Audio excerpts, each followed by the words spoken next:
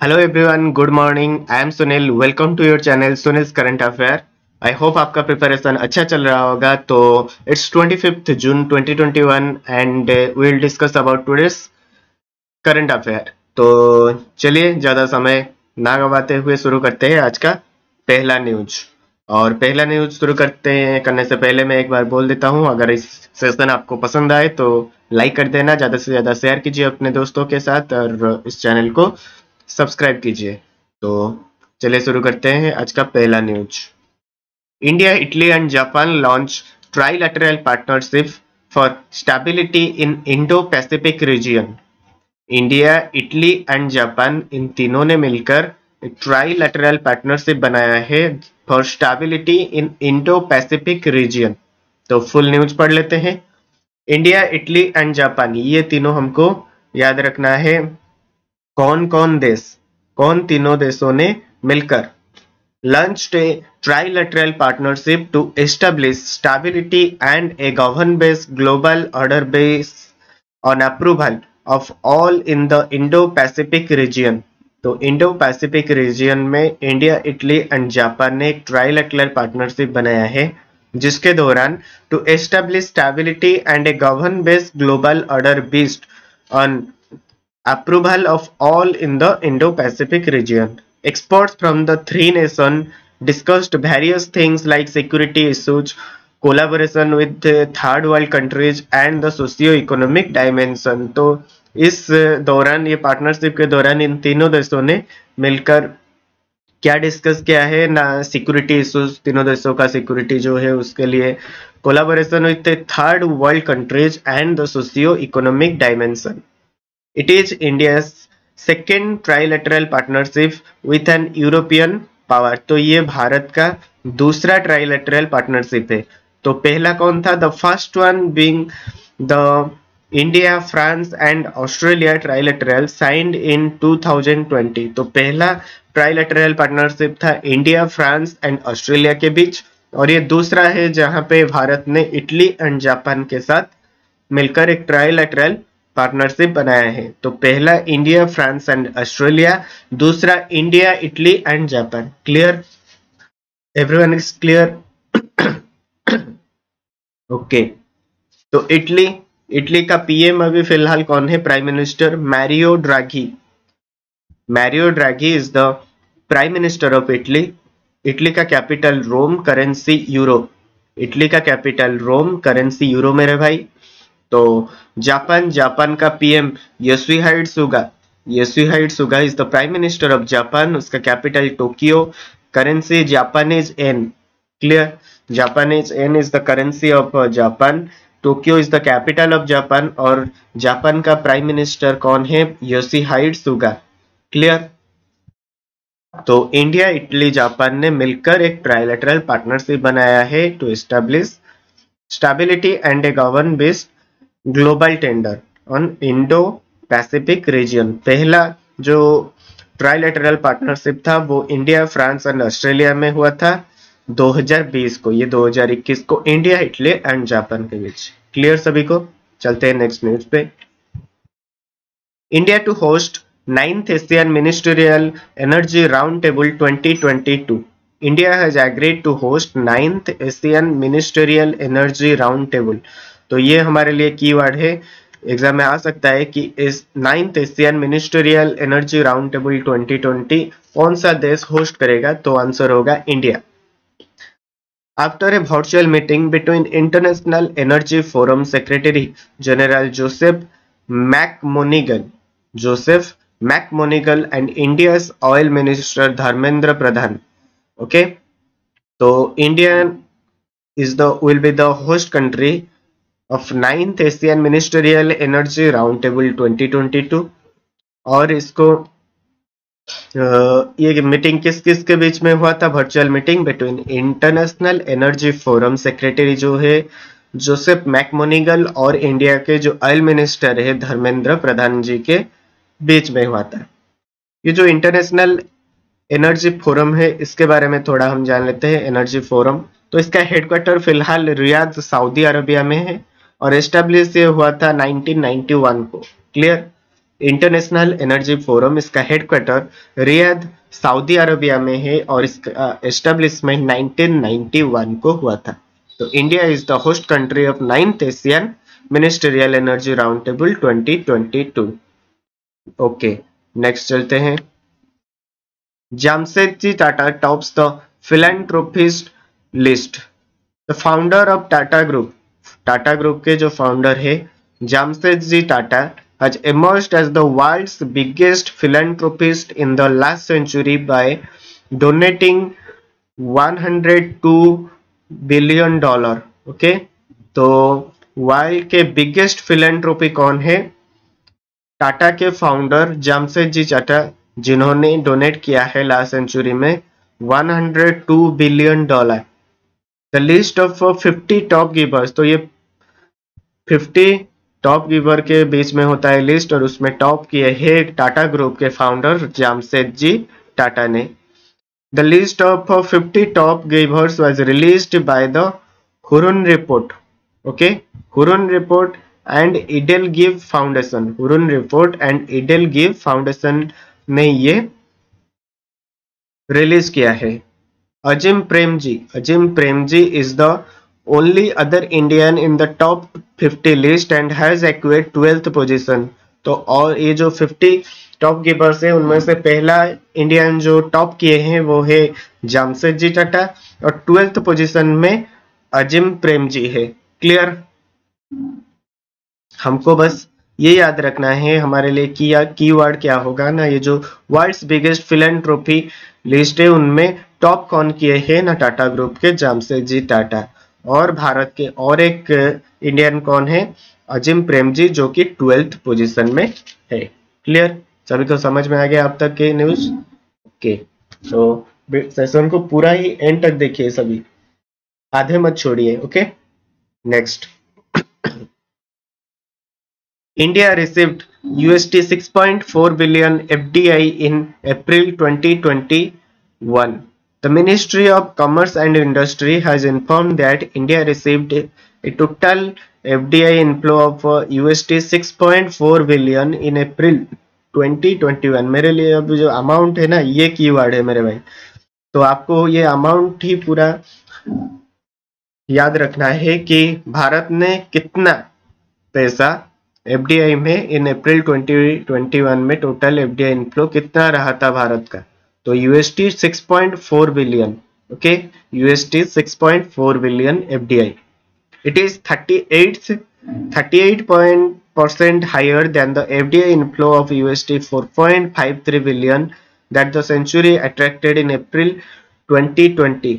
तो पिछले साल 2020 अप्रैल तक भारत का ये जो FDI इनफ्लो है वो $4.53 बिलियन था। ओके, $4.53 बिलियन था, जो कि इस साल 2021 अप्रैल तक $6.4 बिलियन हुआ है। तो ये इंक्रीज किया है कितना परसेंट? 38% हायर। ओके, 38% इंक्रीज किया है। क्लियर? सभी को समझ में आ गया? ये जो ministry of commerce and industry है, उसका minister of commerce and industry कौन है ना? पीयूष गोयल जी है। Shri Piyush Goyal ji is the minister of commerce and industry. और मिनिस्टर ऑफ स्टेट कौन है? Shri Som Prakash minister of state है। और minister of commerce and industry कौन है? श्री पीयूष गोयल है। क्लियर? आई होप आपको समझ में आ गया है। तो चलिए नेक्स्ट न्यूज पे चलते हैं। Andhra Pradesh tops new job creation under IPPS scheme. Andhra Pradesh tops new job creation under IPPS, इसका फुल फॉर्म है India business process outsourcing promotion scheme. India business process outsourcing promotion scheme, IBPS, India business process outsourcing promotion scheme. तो आंध्र प्रदेश ने सबसे ज्यादा job create किया है, generate किया है। तो उसमें उस लिस्ट में कौन सा स्टेट आगे है जॉब क्रिएशन में ना? आंध्र प्रदेश है। Tamil Nadu is on the second position to generate jobs under this scheme. Tamil Nadu दूसरे स्थान पर है। Clear? Tamil Nadu is in second place, और पहला प्लेस में कौन है? Andhra Pradesh. Andhra Pradesh has generated 12,234 new jobs, while Tamil Nadu has generated 9,401 new job. Okay, clear. तो ये जो IBPS स्कीम के अंदर सबसे ज्यादा जॉब्स कौन जनरेट किया है? आंध्र प्रदेश ने। दूसरे स्थान पर कौन है मेरे भाई? तमिलनाडु है। तो आंध्र प्रदेश ने 12,234 न्यू जॉब्स क्रिएट किए हैं, जबकि तमिलनाडु ने 9,401 न्यू जॉब जनरेट किए हैं। तो clear? Okay, next. Mahua Sudan become first woman from Jammu Kashmir to become Indian Air Force fighter pilot. Jammu Kashmir के ये पहले ही औरत है, पहले ही वुमेन है जो कि एयरफोर्स के फाइटर पायलट है, वो है महुआ सुदान।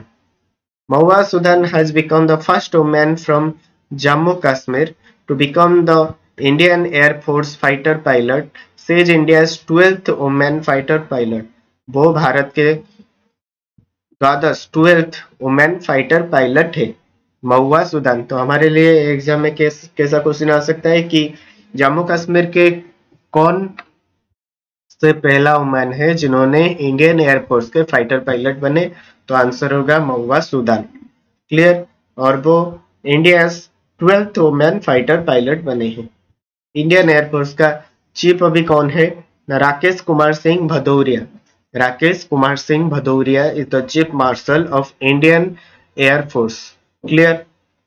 ओके, चलते हैं नेक्स्ट न्यूज पे। India has been ranked 31st इन द Reuters Institute Digital News Report 2021.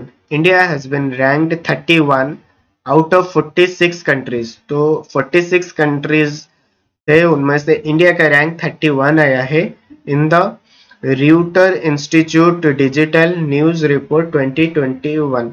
तो कौन ये जो है Reuter Institute Digital News Report 2021, मतलब ये किस तरह रैंक करते हैं ना, कौन सा देश सबसे ज्यादा न्यूज पे ट्रस्ट करते हैं, उसी हिसाब से इसका रैंकिंग होता है कंट्रीज का। तो 46 कंट्रीज है, इंडिया का रैंक 31 है। According to the report only 38% of Indian have trust in news. तो इस रिपोर्ट के दौरान ये माना गया है कि सारे के सारे इंडियंस से 38% इंडियंस ने न्यूज पे ट्रस्ट करते हैं। Finland has topped the Reuters Institute Digital News Report 2021. इस पे टॉप किए है फिनलैंड ने। In Finland, 65% of the people have trust in the news. Okay, 65% of people have trust in the news. The United States is on the last position of the index. Okay, United States ये सबसे last position means 46th position पे United state है, Finland इस पे top किया है। ये दोनों आपको याद रखना है कि हमारे लिए एग्जाम में इंपॉर्टेंट है। और इंडिया का रैंक 31 है। Reuter Institute Digital News Report 2021. Clear? Okay. Next. Tata Power inaugurated India's largest solar carport at Pune.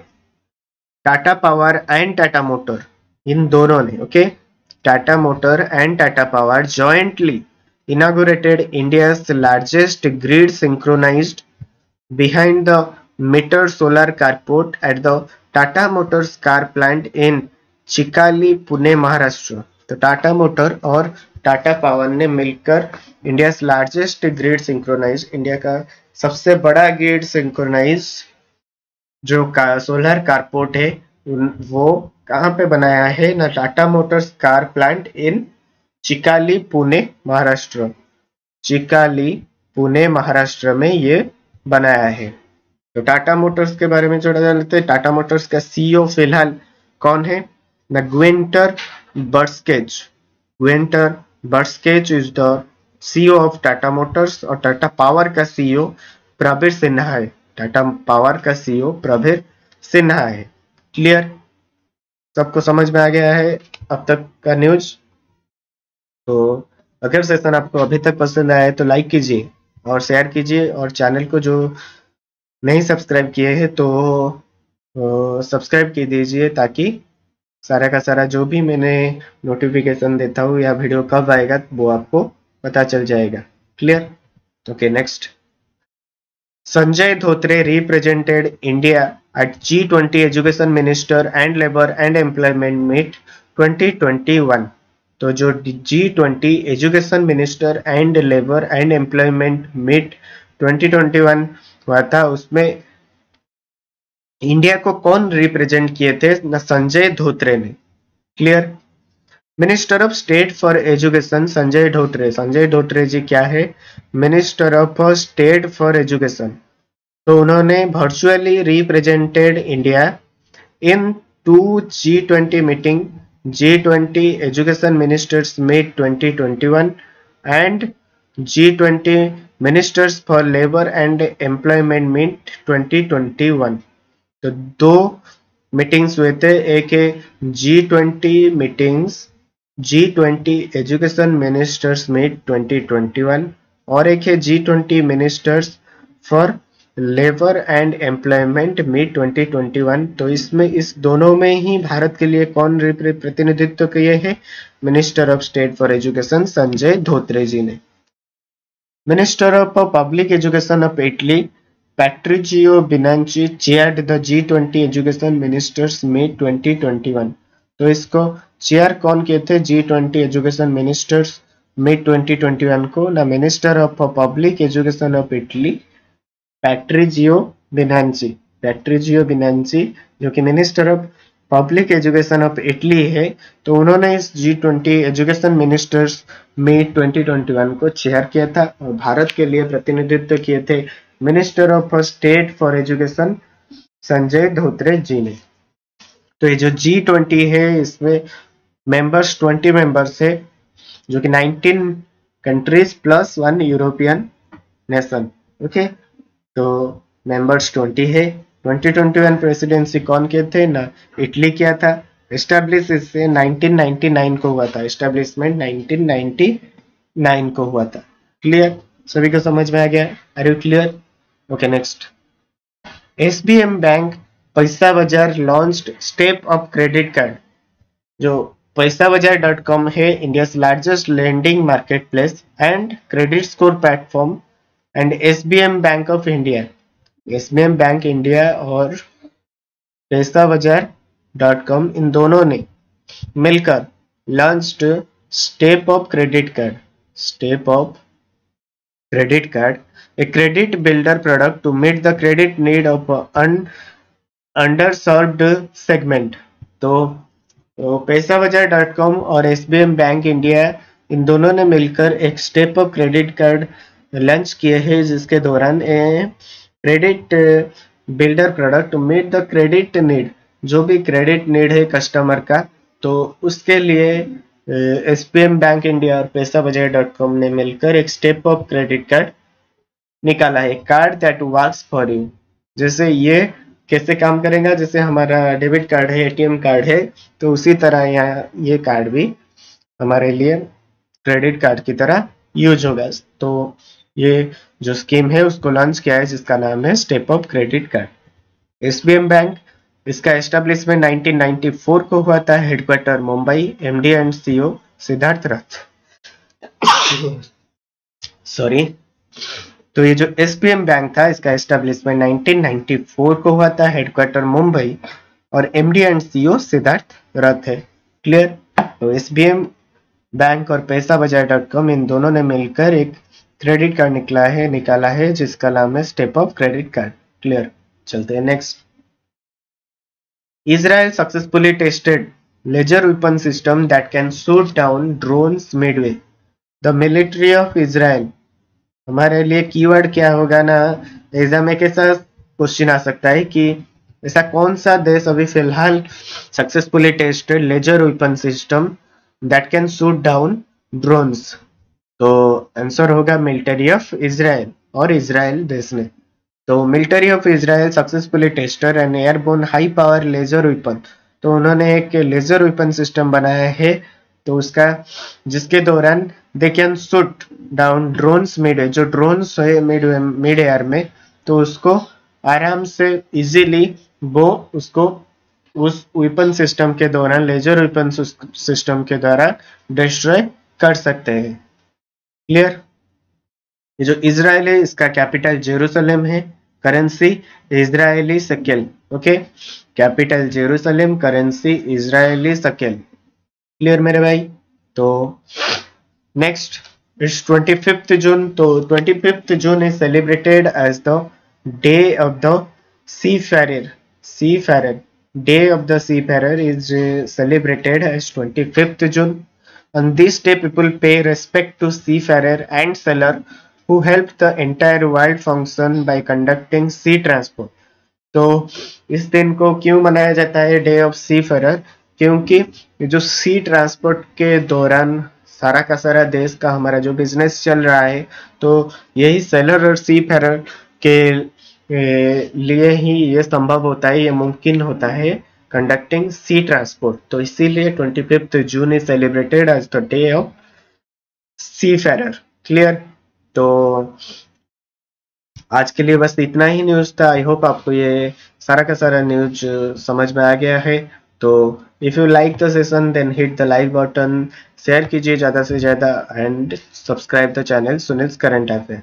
तो इसका पीडीएफ मैं अपने टेलीग्राम चैनल जो है सुनील्स करंट अफेयर वहाँ अपलोड कर दूंगा अगर, और इसका डिस्क्रिप्शन में लिंक दे दूंगा मेरा टेलीग्राम चैनल का। चलिए तब तक के लिए पढ़ाई जारी रखिए।